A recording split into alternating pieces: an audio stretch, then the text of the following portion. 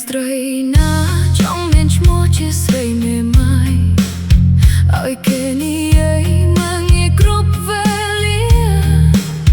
គ្មានអ្នកណាម្នាក់ចង់ឲ្យកូនរងវេទនា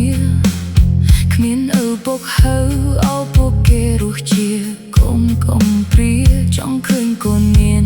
ក្តីសុខនឹងគ្រួសារក៏គ្មានស្ត្រីណាចង់ជ្រើសរើសសពដីដែលខុសលះបង់កែយួរព្រោះសង្ឃឹមបានក្តីសុខតែបែរជាជួប